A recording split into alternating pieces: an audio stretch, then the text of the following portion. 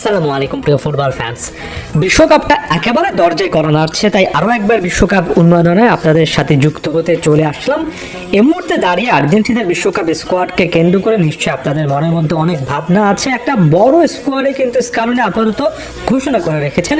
26 জনের যে মূল স্কোয়াডের কথা আমরা বলছি সেটা সম্ভবত সব কিছু ঠিক থাকলে সপ্তাহখানেকের মধ্যে প্রকাশিত হবে। অনেকে মের 28 থেকে 30 এটাকে ফাইনাল ডেডলাইন বলছেন এবং এই জায়গা থেকে সে স্কালোনি একটু সময় নিচ্ছেন এবং এটাকে আমি বড় মতো খুব স্বাভাবিক একটা প্রক্রিয়ার অংশ হিসেবে দেখছি। শেষ মুহূর্তে এসে স্কালোনির মতো একজন কোচ, বিশেষ করে যখন আর্জেন্টিনার ইনফর্ম প্লেয়ারের সংখ্যা সব দিক থেকে ভালো, তাই কোচ সময় নেবেন, এটাই স্বাভাবিক ব্যাপার। ইনজুরি কনসার্ন আছে, একাধিক পজিশনে যথেষ্ট বিকল্প আছে, তার মধ্য থেকে বেস্ট শেপে কোন প্লেয়ারটা আছেন এই জিনিসটা ফাইনালাইজ করতে কোচকে এই সময়টা দেওয়া দরকার এবং স্কালোনি প্রায় প্রত্যেকটা সময় একেবারে শেষ মুহূর্তে পর্যন্ত অপেক্ষা করেন। এখানে অবাক হওয়ার কোনো ব্যাপার দেখছি না।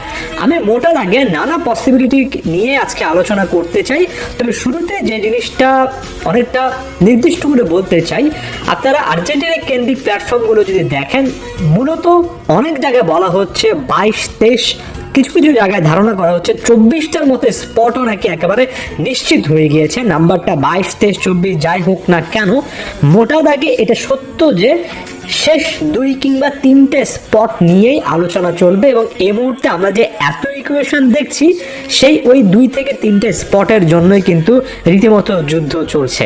এই মুহূর্তে আপনার স্ক্রিনে যে ছবিটা দেখছেন সেটা বোলা বিপের একটা অ্যাজাম্পশন, যেখানে তারা 23টা পজিশন অনেকটা নিশ্চিত দেখছে। এখানে একজন দুজনের ক্ষেত্রে একটু 19-20 হতে পারে, তবে মোটা দাগে আমি ওই যে বললাম 55 ফুটবলারের মধ্যে 22 থেকে 23 জনের জায়গাটা নিশ্চিত। শেষ মুহূর্তের ওই 2 থেকে 3টা বা খুব বেশি হলে 4টে স্পট নিয়েই কিন্তু আলোচনাটা চলবে। এখানে আমি ফাইনাল থার্ডে 2 জন প্লেয়ারকে নিয়ে একটু আলোচনা করব, তবে তার আগে কয়েকটা কথা না বললেই নয়। দেখুন, প্রথমত ইনজুরি সংক্রান্ত ইস্যু কিন্তু আছে। এই যে মাত্র কিছুদিন আগে এমিলিয়ানো মার্টিনেজ যে ইউরোপা লিগ জিতলেন অ্যাস্টন ভিলার জার্সিতে, তিনিও নাকি আঙ্গুরে একটা ফ্র্যাকচার নিয়ে খেলেছেন, এটা নিয়ে আলোচনা চলছে এবং এটা খুব কাছ থেকে দেখা হচ্ছে।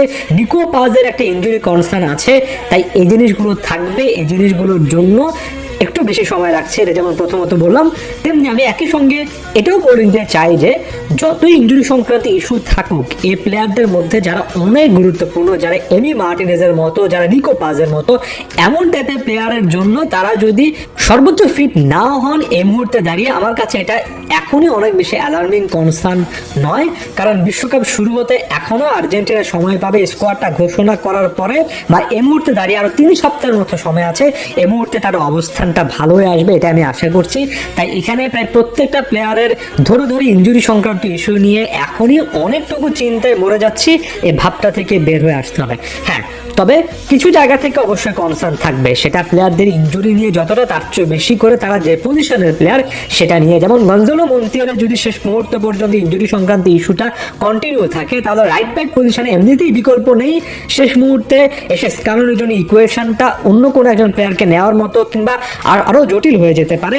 এই স্পটগুলো রাইট ব্যাক, লেফট ব্যাক, এই টাইপের স্পটগুলো একেবারে সেন্সিটিভ জায়গা।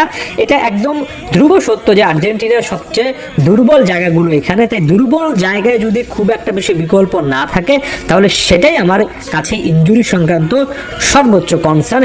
যে সকল প্লেয়ারের অটোমেটিক চয়েস কিংবা খুবই ট্যালেন্টেড, তাদের হালকা পাতলা ইনজুরি সংক্রান্ত যদি ইস্যু থাকে, সেটা নিয়ে আর্জেন্টিনা বিশ্বকাপে যাবে, এটা মানতে আমার কোনো সমস্যা নেই। 22 বিশ্বকাপে আর্জেন্টিনার স্কোয়াডের একেবারে সেরা প্লেয়ার লিওনেল মেসি ইনজুরিতে ছিলেন। The game changer Angel Di মারিয়াও কিন্তু ইনজুরি সংক্রান্ত অনেক ইস্যু নিয়ে খেলেছেন। তাই সবসময় আপনি একেবারে ফুললি ফিট ফাংশনাল একটা স্কোয়াড পাবেন, এটা আমি আশা করি না। একটা খুব কঠিন ইকুয়েশন আছে লেফট ব্যাক পজিশনে, যেখানে আপনি ভ্যালেন্টিন বার্কোকে দেখতে পারবেন, যেখানে মার্কুস অ্যাকুনিয়াকে দেখতে পারবেন, মার্কোস সেনেসি তার ভার্সিটালিটির জন্য ওই ইকুয়েশনটা থাকবেন, ফাকুন্দো মেদেনার মতো প্লেয়ার থাকবেন। আমার কাছে মনে হয় এই জায়গা থেকে দাঁড়িয়ে স্কালোনির একটা বোল্ড কল মেক করতে হবে। সম্ভবত বর্তমান সময়ের প্রেক্ষিতে ডিসিশনটা ভ্যালেন্তিন বার্কোর পক্ষে যাওয়া উচিত তার ভার্সেটালিটির জন্য। তবে স্কালোনি যদি লেফট ব্যাক পজিশনে অন্য কোনো বিকল্প শেষ মুহূর্তে এসে বাছাই করেন, আমি খুব অবাক হব না। মিডফিল্ডে অ্যালান ভারালা, ম্যাক্সিমো পেরোনে, এই টাইপের প্লেয়ারদেরকে নিয়ে আলাপ আলোচনা চলছে।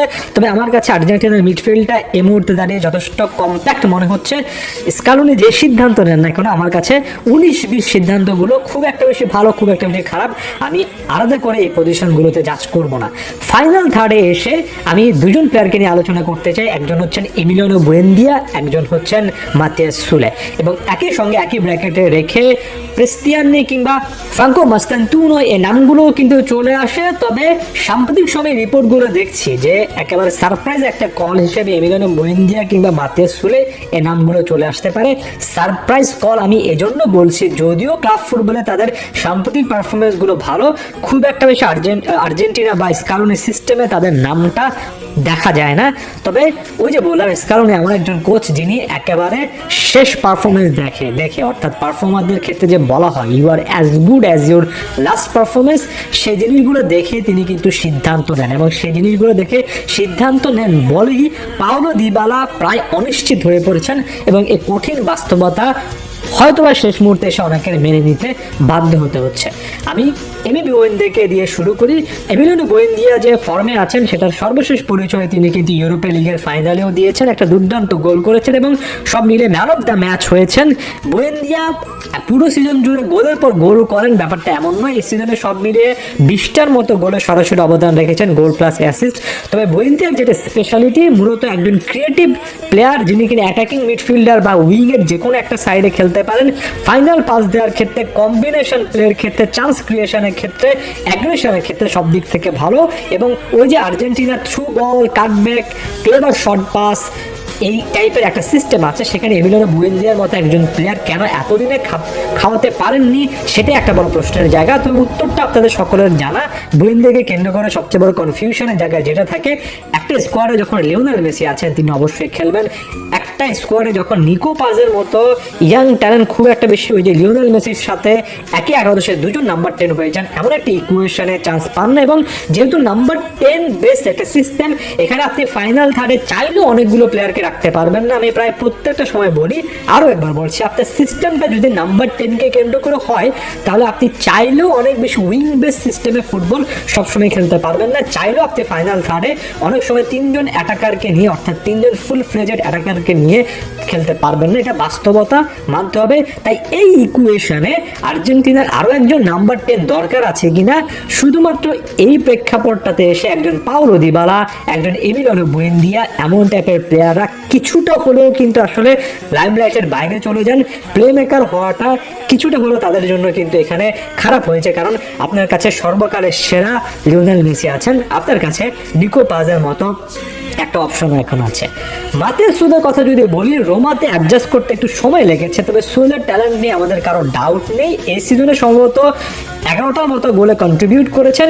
সুলের যেটা এক্স ফ্যাক্টর সেটা হচ্ছে উইং প্লে, এবং বিশ্বকাপের মতো বড় স্টেজে আনহেল ডি মারিয়া টাইপের একটা প্রোফাইল আসলে কতটা কাজে লাগে একটা উইং গেছে সেটা আমরা দেখেছি।